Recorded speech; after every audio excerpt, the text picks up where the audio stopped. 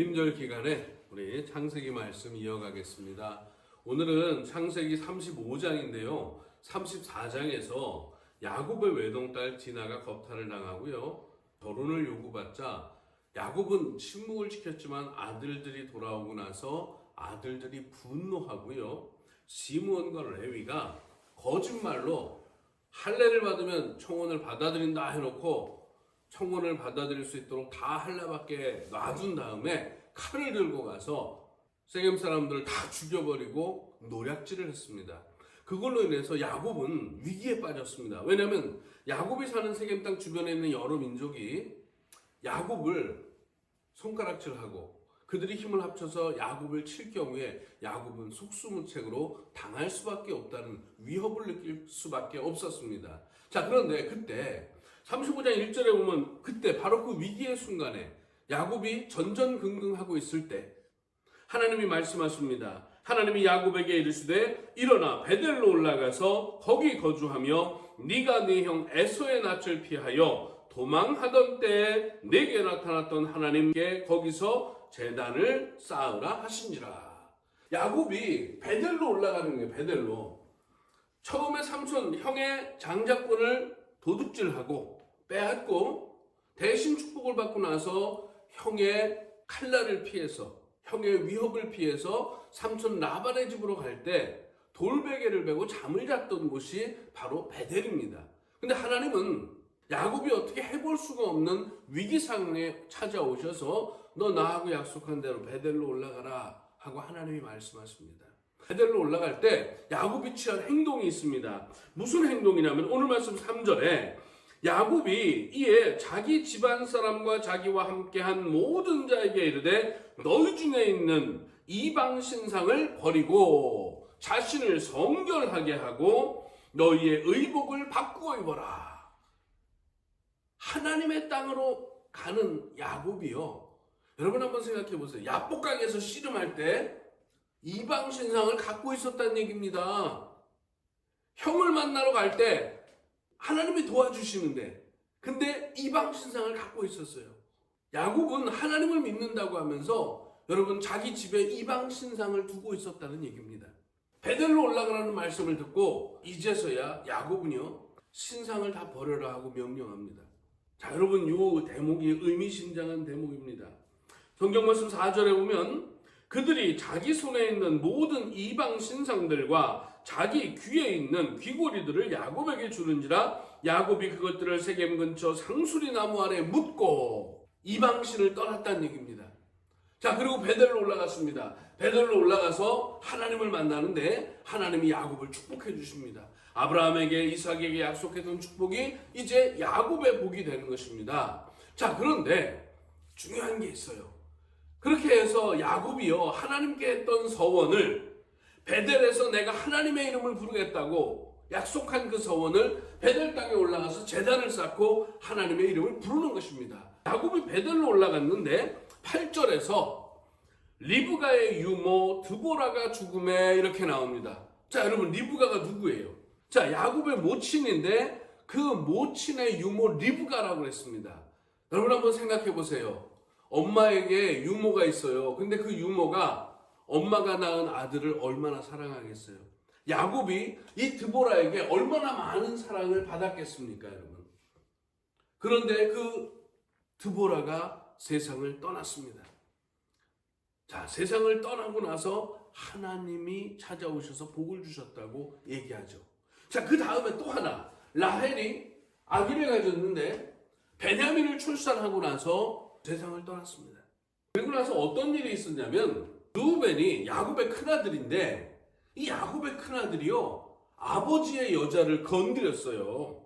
이 빌하라는 여자가 나오는데 이 여자는 죽은 라헬의 몸종이었는데 아들을 더 낳고 싶은 욕심에 라헬은 자기의 몸종 빌하를 자기 남편 야곱에게 줬거든요. 자, 그런데 레아의 큰아들인 르우벤이 라헬이 세상을 떠나자 빌하와 동침을 합니다. 아버지의 여자를 건드린 것입니다. 자, 그리고 뒤에 맨 마지막 이야기가 뭐냐면 이삭이 세상을 떠납니다. 야곱의 아버지가 세상을 떠납니다. 자, 여러분 잘 보세요. 베델로 올라가는 이 야곱이요, 우상을 버렸습니다.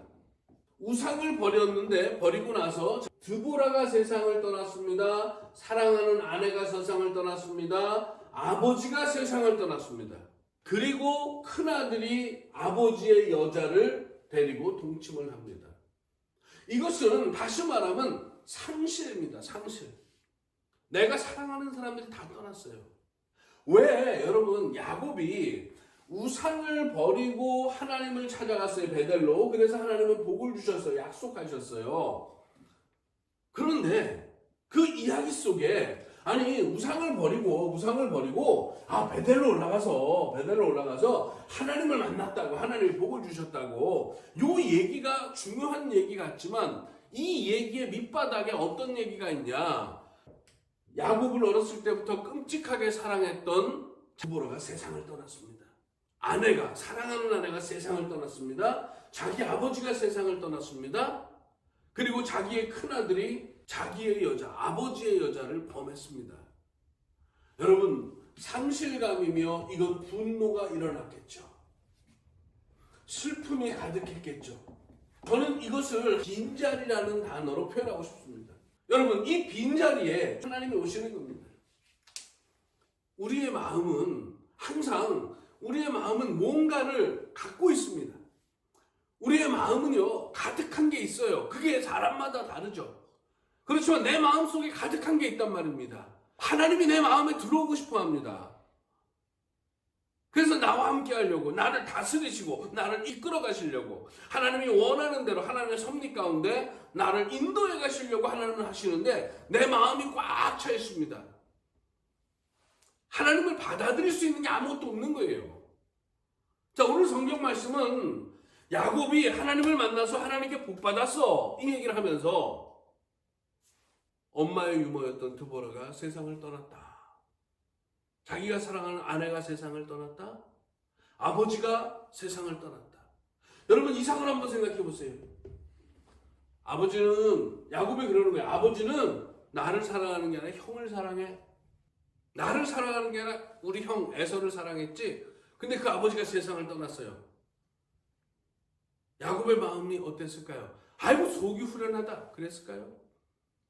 야곱의 마음속엔 형을 사랑하는 아버지의 사랑도 받고 싶어하는 그 마음이 있단 말이에요. 그런데 나를 사랑해줘야, 내 사랑의 그릇에 아버지의 그릇이 있는데 그 그릇을 아버지가 채워줘야 되는데 아버지가 그걸 채워주지 않고 세상을 떠났어요. 속이 시원했을까요? 아니죠. 라헬이, 사랑하는 아내가 요셉의 동생 베냐민을 낳다 세상을 떠났습니다. 내 어머니의 유모가 어렸을 때부터 나를 끔찍하게 챙겨줬던 드보라가 세상을 떠났습니다. 그래도 내 큰아들인데 그 큰아들이 아버지의 여자를 뺏었습니다. 왜 성경은 이런 일련의 일들 속에 야곱이 우상을 버리고 베델로 올라가서 하나님께 제단을 쌓았다고 이야기하고 있을까요? 저는 오늘 말씀을 묵상하면서 마음이 가난한 자는 복이 있나니, 마음이 청결한 자는 복이 있나니, 그 말씀이 떠올라요. 마음이 청결하다는 것은 마음이 갈라지지 않았다는 겁니다. 우리 마음속에는 수만 가지가 있잖아요. 그런데 마음이 청결하다는 것은 그 마음속엔 오직 하나밖에 없어, 이런 뜻이 있거든요. 마음이 청결한 자라는 이 성경 말씀은요, 그 마음속에 하나님밖에 없어, 이런 뜻이에요. 마음이 가난하다는 것은요, 마음에 빈자리가 많아서 하나님이 충분히 들어오실 수 있다는 얘기예요. 지금 하나님이 야곱의 마음을 어떻게 해요?